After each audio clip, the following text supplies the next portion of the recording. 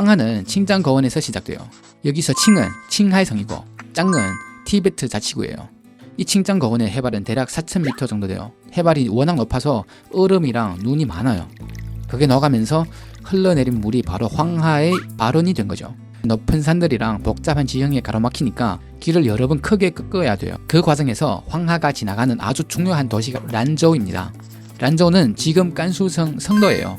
란저우를 얘기하면 제일 먼저 떠올리는 건 바로 란저우 라면. 중국의 제일 유명한 우육면이에요. 재밌는 한 가지 있는데요. 이 란저우 라면 사장님들 보면요, 다 흰모자를 쓰고 있잖아요. 그 대부분이 회족이거든요. 회족은 중국을 대표하는 무슬림 민족 중 하나예요. 이 란저우 서쪽에는 시렌 사막이 있고 산맥 북쪽에는 腾그리 사막이 있어요. 그 사이로 좁은 통로가 하나 있는데 그게 바로 유명한 하서회랑, 황하 서쪽의 회랑이에요. 거대 중문 왕조와 서쪽 지역이 교류하던 중요한 길이죠. 실크로드는 이곳에서 통과합니다. 자, 황하가 북쪽으로 계속 흐르다 보면 또 다른 중요한 산맥을 만나는데요. 바로 농산, 또 육반산이라고도 해요.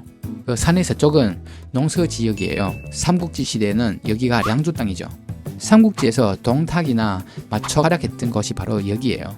이 지역은 말 키우기 좋은 환경이라 예전부터 기병이 아주 강했습니다. 황하가 계속 북쪽으로 흘러 올라가면 유명한 허타오 지역에 도착해요. 타오라는 한자는 둘러싸다, 감싸다 이런 뜻이에요.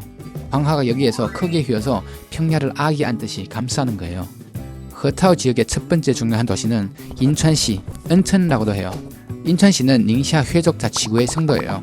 인천시 서쪽에는 허란산맥이 있고 허란산 서쪽에는 금방 얘기했던 腾그리 사막이에요. 허란산맥이 사막의 바람을 막아주고 또 산에 내린 비가 황하로 흘러 들어가면서 산과 강 사이에 아주 비옥한 평야를 만들어졌습니다. 황하가 계속 북쪽으로 가면 이번에는 유명한 음산산맥을 만나요. 음산 북쪽은 내몽골 거원이고 남쪽은 허타오 평원이에요. 옛날에 중국 왕조와 북방 유목민족들이 끊임없이 다퉜던 것이 바로 이 음산 지역이에요. 이 지역이 바로 중국 최고의 명마 산지였던 거죠. 음산은 단순히 산맥이 아니라 누구 손에 들어가느냐에 따라 최상의 목장과 군마 자원을 장악하게 되는 거예요. 유목민이 차지하면 자원이 엄청난 무기가 되고 바로 남쪽으로 내려와 중원 왕조를 위협할 수 있습니다. 그래서 중원 왕조들은 이 지역에 수많은 장성을 쌓았어요. 진나라 장성, 명나라 장성 모두 이 지역을 핵심 방어선으로 삼았습니다. 이것이 바로 황하의 핵심 포인트 중 하나인 허타오 지역입니다. 이제 황하가 허타오 지역을 지나서 남쪽 협곡으로 들어가요. 먼저 주변 산들을 간단히 봅시다. 황하의 서쪽에는 어르더스 거원, 또 황토 거원이에요. 동쪽에는 연산, 열양산, 그리고 태양산이 있습니다. 황하는 동쪽의 열양산에 막혀서 남쪽으로 방향을 바꿔요. 이것이 바로 진진대협곡이에요. 황하는 바로 이 두 성의 경계 사이를 흐르고 있습니다. 이 협곡의 너비는 약 300에서 500m 정도예요. 여기에는 황하가 가장 유명한 폭포, 허구 폭포가 있어요. 넓던 강이 갑자기 좁아지면서 물이 주전자에서 쏟아지는 것처럼 진짜 멋있어요. 황하 서쪽의 이 지역은 오르도스 거원이에요. 여긴 주로 초원이랑 모래땅으로 되어 있어요. 그 남쪽에는 바로 황토 거원이에요. 두 지역의 경계선은 거의 만리장성이 지나가는 곳이에요. 이 황토 거원은 전 세계에서도 가장 넓은 황토 지역이에요. 황토는 물을 저장하지 못해서 예전 사람들은 물 저장고를 만들고 물을 엄청 아껴 썼어요. 그리고 또 황토를 파서 만든 야오동이라는 집에서 살아요. 황하는 이 지역에서 엄청난 양의 흙을 싣고 흘러가요. 한 컵 물에 반 컵 흙이 있다, 이런 말이 있을 정도예요. 그래서 물이 노랗게 보이고 그 이름도 바로 황하, 노란 강이 된 거예요. 이제 황하의 동쪽을 볼게요. 여기에는 열양산하고 태양산이 있어요. 이 지역이 바로 산서성이에요. 이름 그대로 태양산 서쪽에 있는 성이라고 생각하시면 돼요. 산서성은요, 중국에서 석탄으로 제일 유명한 곳이에요. 산서성 사람들은 면 요리를 정말 좋아해요. 특히 도상면, 한국식으로 말하면 중국 칼국수예요. 반죽을 머리에 얼려놓고 칼로 쓱쓱 쓸어내는 모습이 정말 신기해요. 그 산서성에는 열양산과 태양산 사이에 황하의 아주 중요한 지류 분하가 흘러요. 그 강 주변에 있는 큰 도시가 바로 타이웬시예요. 태원이라고도 하죠. 여기가 산서성의 중심 도시입니다. 바로 이곳에서 당나라의 황제 이세민이 아버지를 따라 반란을 일으켰어요. 황하는 계속 남쪽으로 흘러가면서 평원지대에 들어갑니다. 황하가 협곡을 벗어나 남쪽으로 더 내려가면 진령산맥을 만나게 됩니다. 이 근처에서 황하의 제일 큰 지류 위하가 황하로 합류해요. 진령산맥은 그 동쪽에 있는 화하강하고 중국이 남북을 가르는 경계선이 되거든요. 북방과 남방은 모든 게 완전히 달라요. 진령은 또 중국의 영맥이라고 할 수 있어요. 한국으로 치면 태백산맥 같은 느낌이에요. 이 진령 동쪽에는 어학 중 하나인 화산이 있습니다. 중국에서 가장 험한 산으로 유명하죠. 장공잔도라는 길이 있어요. 절벽에 뚫어 만든 길인데 발밑이 아득할 정도로 깊은 낭떠러지예요. 방금 제가 말한 어학이 뭐냐면 중국에서 가장 유명한 5개 산이에요. 그 중에 한국 분들이 제일 잘 아는 동학태산이 이쪽에 있어요. 황하는 이제 진령에 막혀서 다시 동쪽으로 방향을 틀어요. 자, 이제 우리 얘기를 시안 쪽으로 옮겨볼게요. 시안은 중국 역사에서 가장 중요한 도시 중 하나거든요. 옛날에 장안, 함양, 허경 같은 수도들이 다 이 근처에 있었어요. 시안 주변 지형을 보면 왼쪽에는 육반산, 북쪽에는 황토거원, 남쪽에는 진령산맥, 동쪽에는 황하와 열양산이 있어요. 이 지역에는 예로부터 중요한 관문, 요새들이 있었어요. 서북쪽에는 소관, 서쪽에는 대상관, 남쪽 무관, 동쪽은 동관과 함곡관이 있어요. 그래서 사방의 적들 공격해 들어오기가 정말 힘들었죠.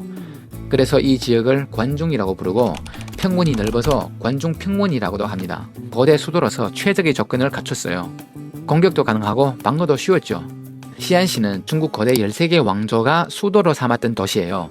지금도 명나라 성벽이 잘 남아있는데 무려 600년이나 된 성벽이에요. 성벽이 얼마나 넓은지 위에서 자전거를 탈 수 있을 정도예요.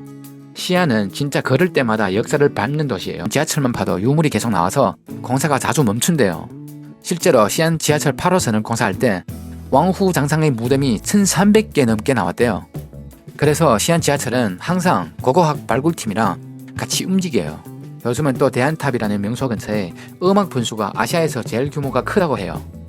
옛것과 지금이 함께 살아있는 도시 바로 시안입니다. 그리고 시안은 단순한 고도일 뿐만 아니라 황하 문명의 중요한 출발점 중 하나이기도 해요. 다시 지리로 돌아볼게요. 위하가 황하에 합류한 다음 황하는 계속 동쪽으로 흘러 동관과 함곡관을 지나면 로양에 도착합니다. 로양은 북쪽으로 황하를 끼고 사방이 산으로 둘러싸여 있어요. 한면은 물, 세면은 산이죠. 그 중에서도 가장 중요한 산이 바로 어학 중의 중학숭산이에요. 로양의 동쪽에 요새가 하나 보이죠? 바로 유명한 관문, 호로관이에요.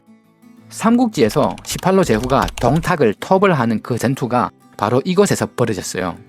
그때 제일 유명한 장면이 유비, 관우, 장비 세 형제가 힘을 합쳐 여포와 싸우는 장면이죠. 여기가 바로 중원의 십자길, 천하의 중심이라고 불리는 곳이에요. 북쪽의 황하, 서쪽의 함곡관, 동쪽의 호로관, 그리고 남쪽의 이골관이 사방을 지키고 있어서 방어 조건이 아주 뛰어납니다. 이제 황하는 계속 동쪽으로 흘러가며 황하 하류 지역에 들어갑니다. 이쪽이 바로 지금의 허난성 중심 도시 정조예요. 지도로 보면 정조는 완전히 평평하죠. 이미 중원 평원 지역에 들어온 겁니다. 거대에는 이런 지형이 아주 불리했어요. 천년 요새가 없으니까 방어할 곳이 없었죠. 그래서 예전에는 이 지역이 큰 도시로 발전하기가 어려웠습니다. 하지만 지금은 정조 인구가 1300만 명을 넘고 로양의 700만 명보다 배나 많습니다. 왜 그럴까요? 바로 교통 때문이죠. 예전에는 산으로 둘러싸인 로양이 방어에는 좋았지만 교통이 너무 불편했어요. 그게 오히려 발전의 가장 큰 장애물이 되었죠. 반면에 평평해서 옛날에 불리했던 정조의 지형이 지금은 교통의 중심지로 바뀐 거예요. 이제 조금 더 동쪽으로 가면 송나라의 수도였던 카이퐁, 즉 개봉에 도착합니다. 송나라 때 아주 유명한 그림 청명상화도 아시죠? 그 그림에 나오는 그 번화한 거리가 바로 이 도시예요. 그 시절 사람들은 밤이 돼도 쉬지 않았어요. 불이 꺼지지 않는 진짜 고대의 불야성이었죠. 중국 역사에 아주 유명한 인물 폭정천, 그 사람이 바로 이 개봉의 시장 같은 역할을 했던 사람이에요. 황하가 하류로 내려가면 지형이 완전히 바뀝니다. 산이 거의 없고 끝없이 펼쳐진 평원이에요. 이 지역이 바로 중국의 중심, 중국 사람들이 말하는 중원 지역이에요. 여기는 중국에서 가장 중요한 곡창지대예요. 하지만 이런 평평한 지형에는 문제가 하나 있어요. 바로 물이 너무 느리게 흐른다는 거예요. 물이 느리면 흙과 모래 쉽게 쌓여요. 그래서 강바닥이 점점 높아집니다. 결국 주변 땅보다 강바닥이 더 높아졌어요. 심한 곳은 무려 20m, 6천 건물 높이에요. 그래서 중국 사람들은 이런 황하를 머리 위에 있는 강이라고 표현합니다. 한 번 터지면 막을 수가 없죠. 기록에 따르면 황하는 역사상 1500번 이상 터졌고 큰 물줄기가 바뀐 것만 해도 26번이나 돼요. 거의 2년에 한 번꼴로 터진 셈이죠. 그래서 사람들은 이렇게 말했어요. 30년 황하 동쪽, 30년 황하 서쪽, 황하의 물길이 자주 바뀐다는 뜻인데 인생의 오르내림을 비유할 때도 자주 써요. 그만큼 황하 주변 백성들은 늘 홍수 피해를 겪었어요. 하지만 동시에 황하는 중국 문명을 키워낸 강이에요. 그 이유는 세 가지입니다. 첫째, 풍부한 물을 제공했고, 둘째, 홍수 덕분에 땅이 비옥해졌고, 셋째, 홍수를 막기 위해 사람들이 힘을 합쳐야 했어요. 이 과정에서 사회 제도와 조직이 발전한 거죠. 그래서 바로 이 지역에서 산단한 황하 문명이 탄생했습니다. 지리적으로 보면 황하는 마지막으로 산동 지역을 지나 어학 중 하나인 태산 근처로 흐르고 결국 보해만으로 들어갑니다.